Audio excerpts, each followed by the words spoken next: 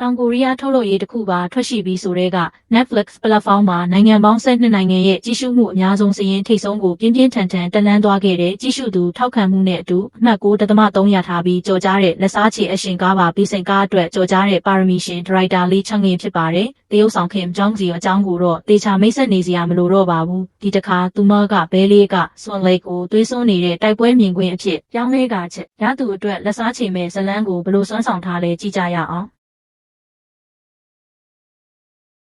True Love and Missing Ghosted ဒီကားကအမေရိကန်ထုတ်လုပ်ရေးဖြစ်ပြီးကြီးစုမှုအများဆုံးကားတွေရဲ့ထုံနှန်းစင်လာအားလုံးကိုခြေမုံပစ်ခဲ့တဲ့ဒရိုက်တာက Rocketman ကားအတွက်ကြော်ကြားတဲ့ Dexter Fletcher ဖြစ်ပြီးတရုတ်ဆောင်အဖွဲ့ကလည်းအလွန်အားကောင်းပါတယ် Captain America က Chris Evans နဲ့သူည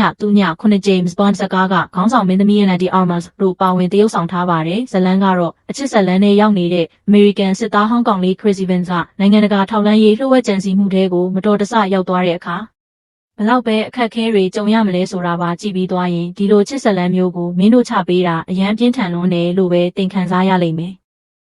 ဒါဟာ Netflix ကထုတ်လုပ်ရေးအနေနဲ့ဒေါ်လာတန်150ခန့်အကုန်ကျခံပြီးတိုကျိုမျိုးရဲ့နီယိုမီတွေနဲ့ပြည့်နေတဲ့တက်ဖြတ်သူအရှင်ကားကိုပြီးပြည့်စုံအောင်ဖန်တီးထားတာပါထွက်ရှိပြီး3ရက်အတွင်းကမ္ဘာနိုင်ငံပေါင်း40မှာထိပ်ဆုံးစည်ရင်းကိုသိမ်းပိုက်ကနာယီပေါင်းတန်း80ကြည့်ရှုမှုစံချိန်တင်ခဲ့ပြီး Netflix ရဲ့အကြော်ကြားဆုံးအရှင်ကားတကားဖြစ်လာခဲ့ပါတယ်။ဇက်ကွက်တစ်လျှောက်လုံးမှာအချိန်ဖြုံးစရာမရှိပါဘူး။လောက်ကျန်တက်ဖြတ်သူမိန်းကလေးကအစိတ်တင်ပြီးတေဖို့24နာယီပဲကျန်တော့တယ်သူမကတိုကျိုမျိုး